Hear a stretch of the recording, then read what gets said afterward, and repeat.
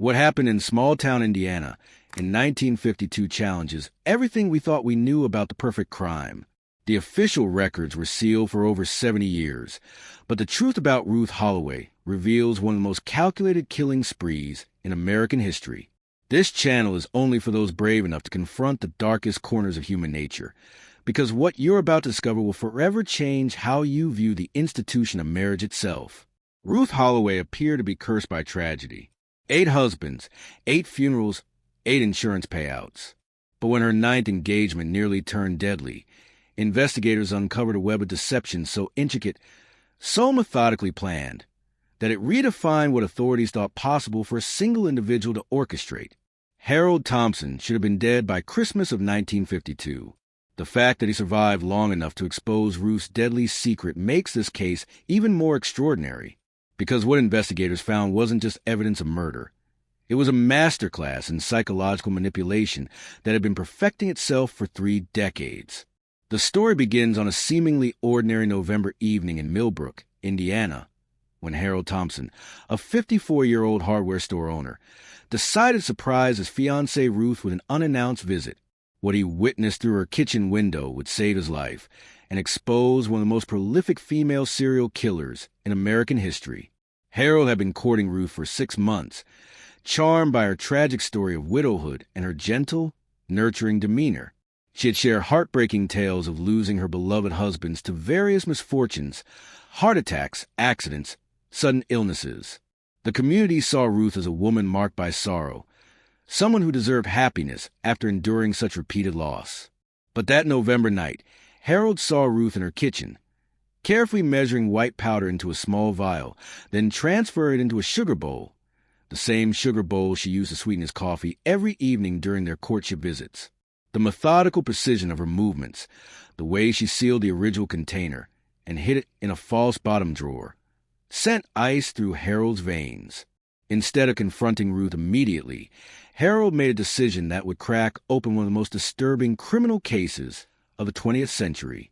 He contacted his nephew, Detective James Thompson of the Indianapolis Police Department, and together they began investigating Ruth's past with the thoroughness of men who suspected they were dealing with something far beyond ordinary domestic violence.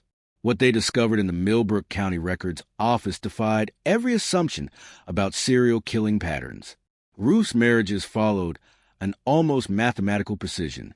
She would meet widowed or divorced men through church social events, court them for exactly 4 to 6 months, marry in small ceremonies, and then her husbands would die within 8 to 14 months of the wedding day. The death certificates painted a picture of unfortunate coincidences: heart failure, accidental drowning, food poisoning, falls downstairs, carbon monoxide poisoning from faulty heating systems. Each death had been investigated by local authorities and deemed accidental or natural. Each husband had recently updated his life insurance policy, naming Ruth as the sole beneficiary. But the pattern became undeniable when Harold and Detective Thompson mapped out the timeline. 8 marriages between 1923 and 1951. 8 deaths. 8 insurance payouts totaling over $340,000, equivalent to nearly $4 million today. Ruth Holloway hadn't just been unlucky in love. She had been systematically harvesting husbands for profit. The methodology behind Ruth's crimes reveals a level of psychological sophistication that challenged every profile law enforcement had developed for female killers. She didn't act in passion or desperation. She operated like a businesswoman managing a grotesque portfolio of human investments. Her first victim, Thomas Brennan, died in 1924, just 11 months after their wedding. The death certificate listed acute gastritis, but Harold's investigation revealed that Thomas had been healthy and robust until final weeks of his life, when he began experiencing recurring stomach ailments that coincided perfectly with Ruth's increased attentiveness to his meals. Ruth had learned that gradual poisoning with arsenic created symptoms easily mistaken for common illnesses. The beauty of her method was its invisibility. Arsenic was readily available in rat poison and herbicides, and when administered in small doses over time, it produced gastric distress, weakness, and eventual organ failure that doctors of the era often attributed to natural causes. Her second husband, William Crawford, died in 1927 from what appeared to be carbon monoxide poisoning from a faulty furnace. But Harold's investigation uncovered hardware store receipts, showing Ruth had purchased specific materials that could be used to deliberately redirect exhaust fumes. William's death occurred on the first cold night of winter, when he would naturally close all windows and rely on heating, a timing that investigators now realize was no coincidence. By her third marriage to Frederick Walsh in 1929, Ruth had refined her technique to an art form. Frederick's death was ruled accidental drowning in his own bathtub, supposedly the result of a seizure. But Ruth had carefully researched Frederick's medical history and knew he took medication that, when combined with certain household chemicals, could induce seizure-like symptoms and unconsciousness. Each subsequent murder showcased Ruth's evolving expertise.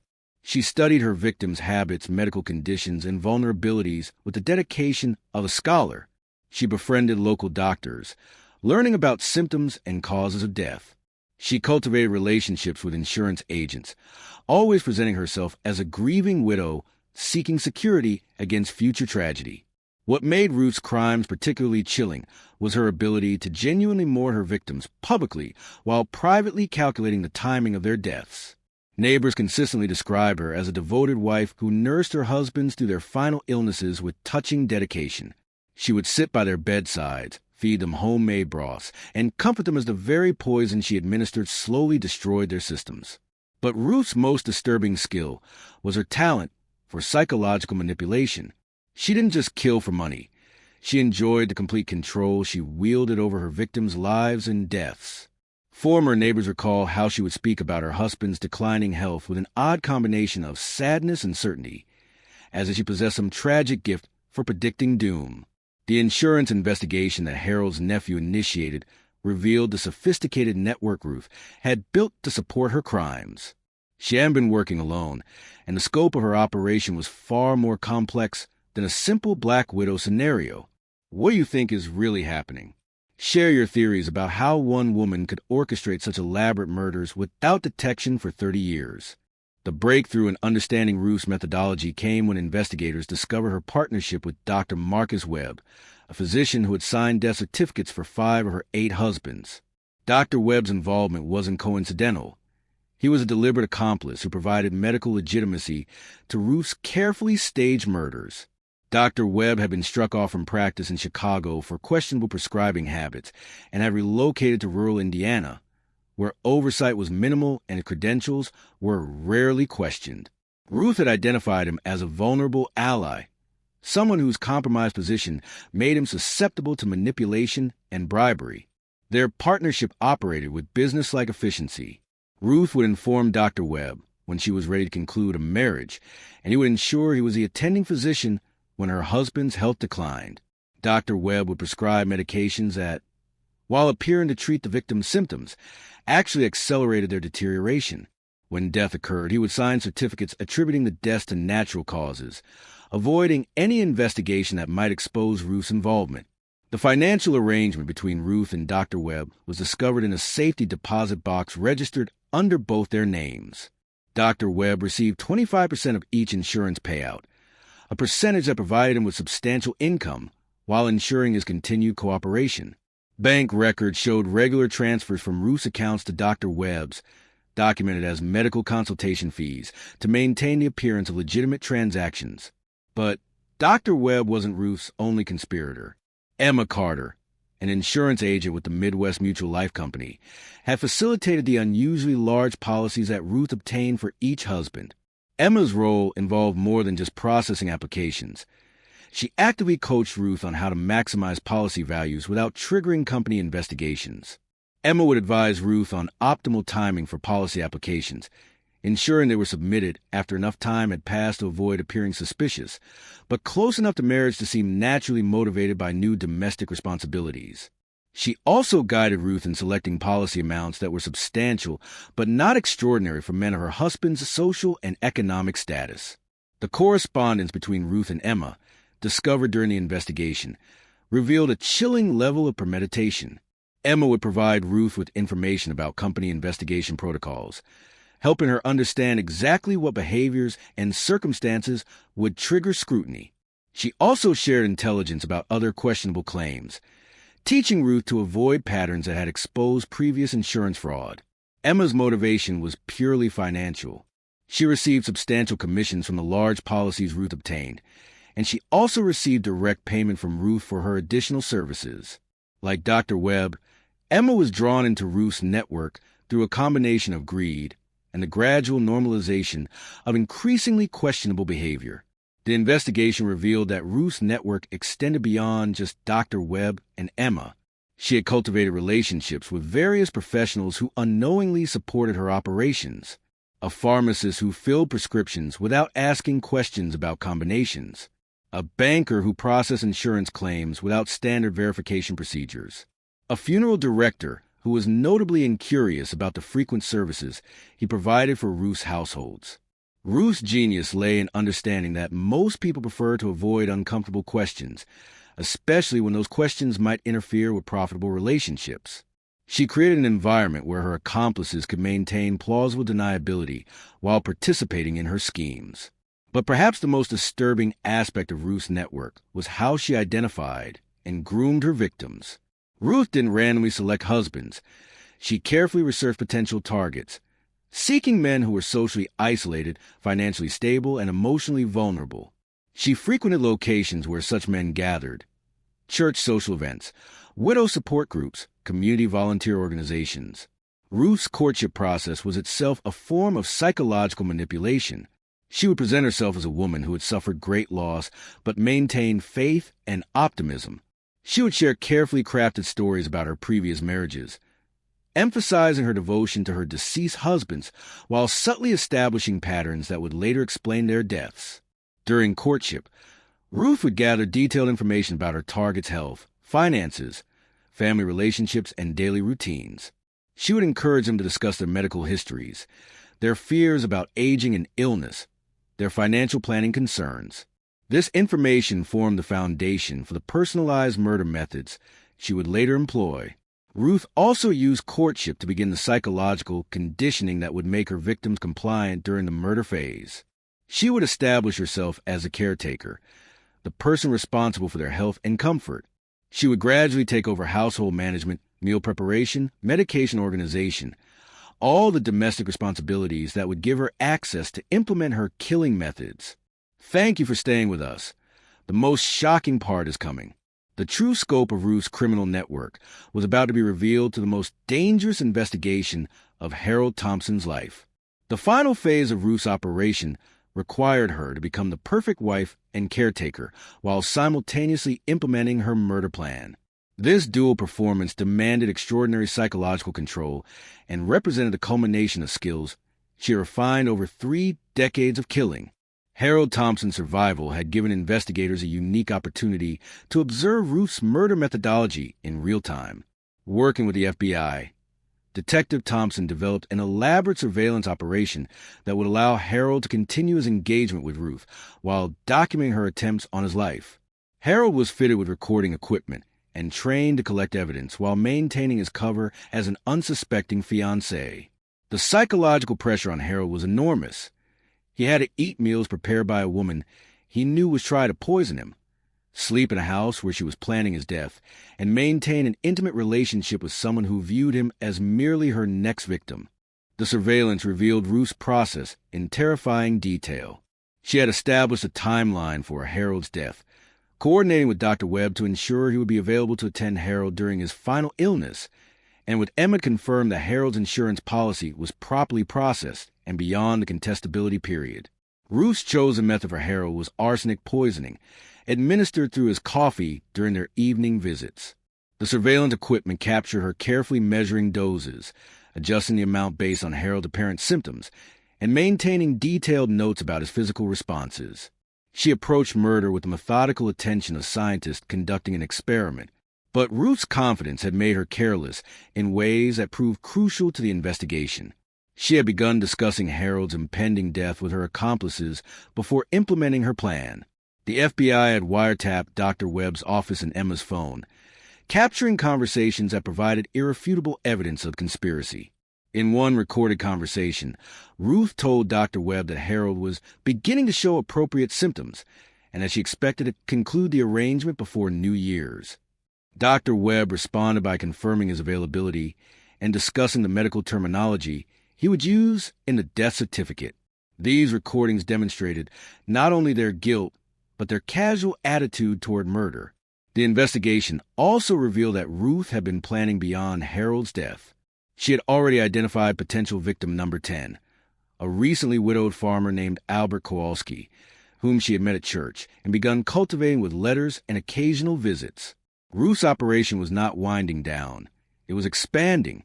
Evidence found in Ruth's house showed the industrial scale of her preparation. She maintained detailed files on multiple potential victims, including their financial status, health conditions, family situations, and insurance possibilities. She had dossiers on 12 different men, suggesting that her killing could continue for years if Harold hadn't survived her first attempt.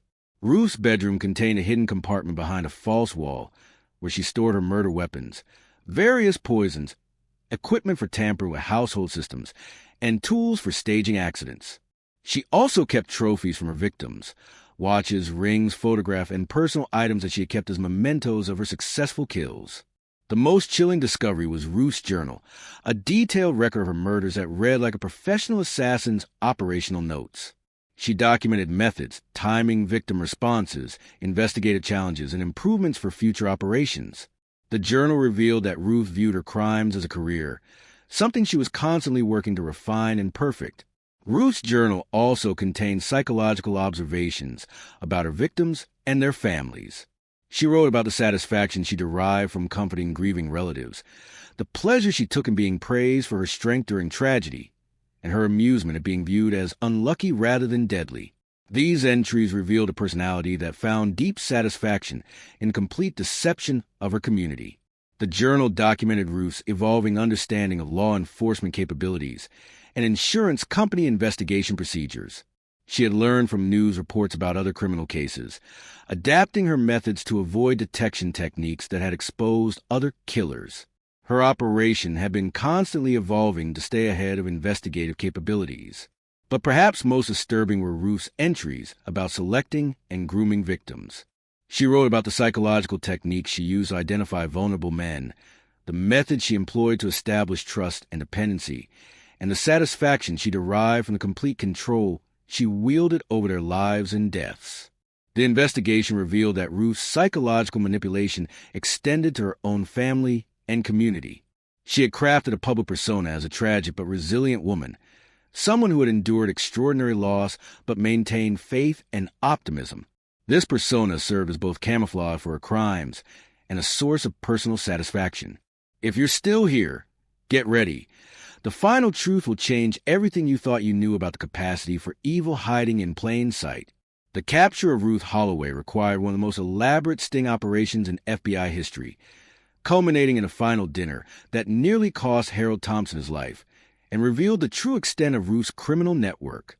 On December 18, 1952, Harold arrived at Ruth's house for what was intended to be their final evening together before his planned death. Ruth had informed her accomplices that Harold would likely succumb that night, as she had been increasing his arsenic doses to fatal levels. The FBI surveillance team was positioned throughout the neighborhood, prepared to intervene if Harold showed signs of imminent danger. Ruth had prepared Harold's favorite meal, pot roast with vegetables, homemade bread, and apple pie for dessert. What she didn't know was that Harold had learned to palm the coffee cups she served him, switching them with identical cups filled with harmless liquid. For weeks, he had been disposing of Ruth's poison offerings while maintaining the pretense of declining health. The evening's conversation, captured by Harold's recording equipment, revealed Ruth's complete psychological profile. She spoke tenderly about their future together, expressing excitement about their upcoming marriage while knowing she intended Harold to be dead within hours. She discussed plans for their honeymoon, their retirement dreams, and her hopes for happiness after so much tragedy. But Ruth also made subtle comments that revealed her true nature. She mentioned how peaceful her previous husbands had looked in their final moments, how grateful they seemed for her care during their illnesses. She spoke about death as a natural transition, something that could be beautiful when it happened at the right time with the right person providing comfort. As the evening progressed, Ruth became increasingly concerned about Harold's apparent resistance to the poison. She began making excuses to check his pulse, examine his coloring, and ask detailed questions about his symptoms. When Harold failed to show the expected signs of severe poisoning, Ruth made the fatal error that would expose her entire operation. Ruth excused herself to make a phone call, ostensibly to check on a neighbor's sick child. In reality, she called Dr. Webb to express concern about Harold's unexpected resilience and to discuss whether she should administer a larger dose.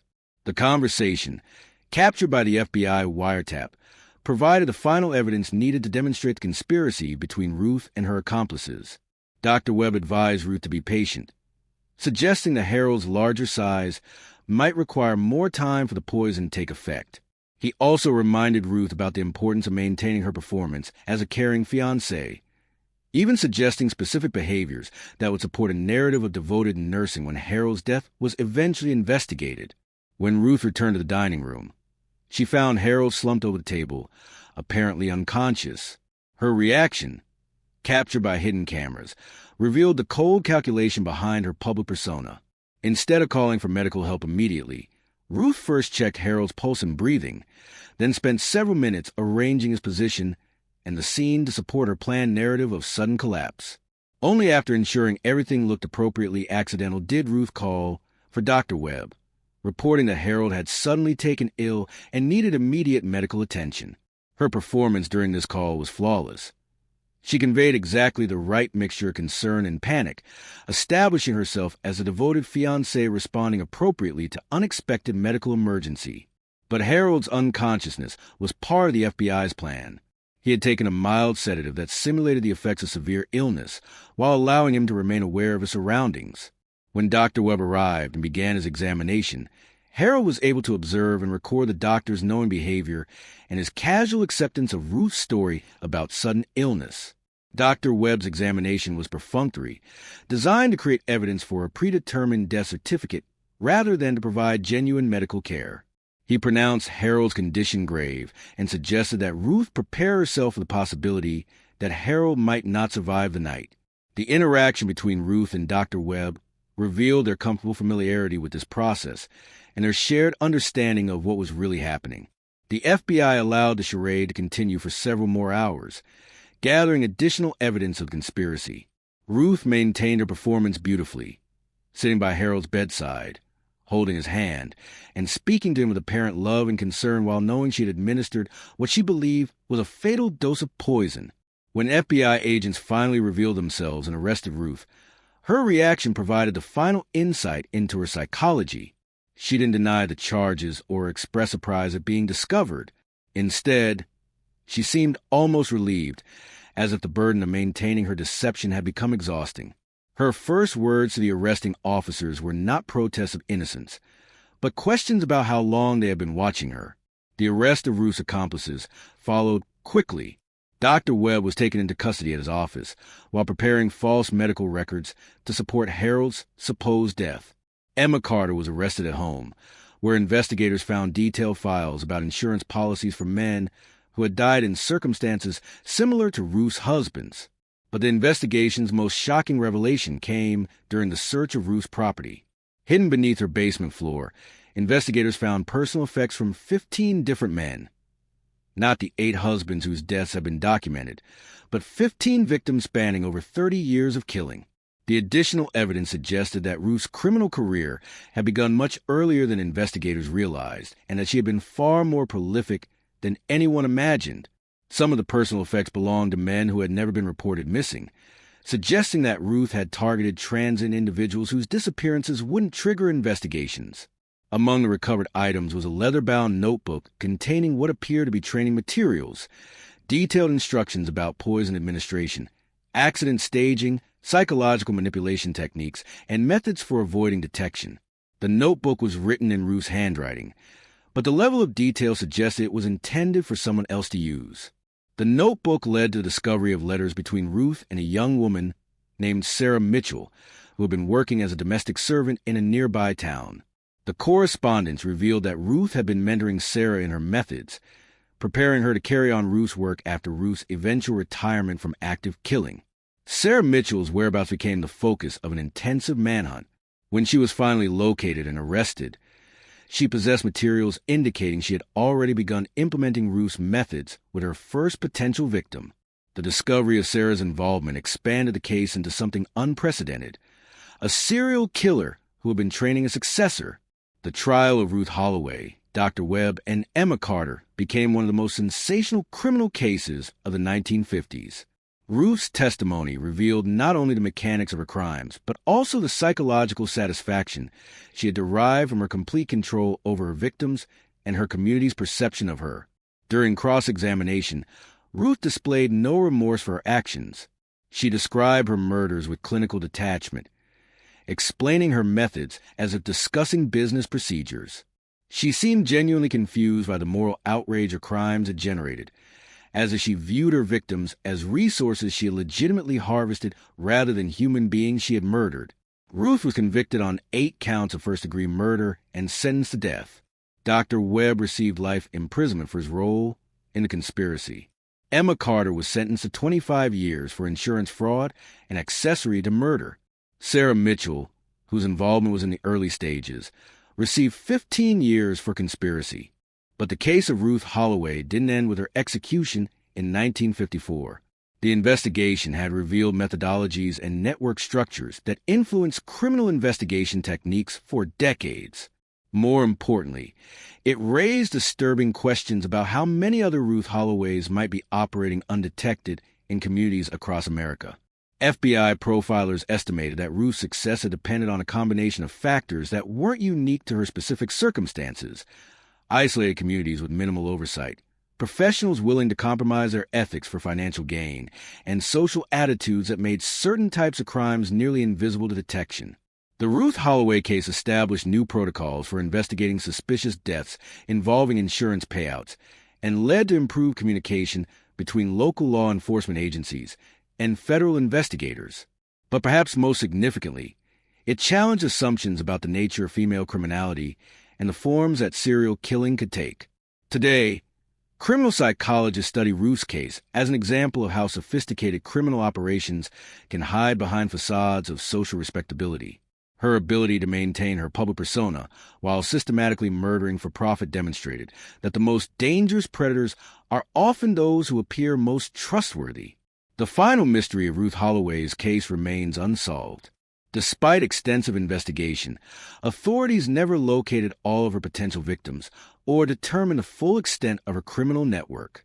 Some investigators believe that Ruth's methods influenced other criminals and that variations of her techniques continue to be used long after her execution.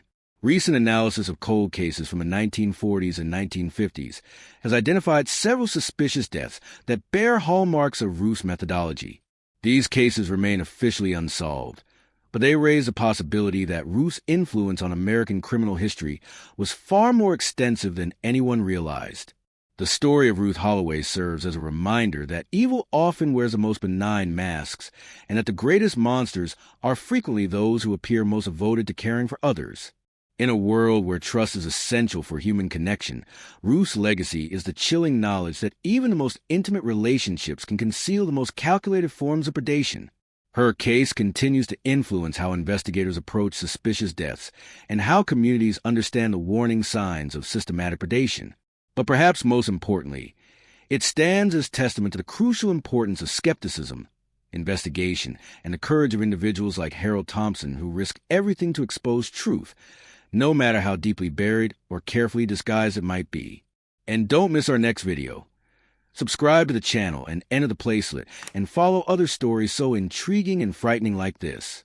Click on the screen to watch it now.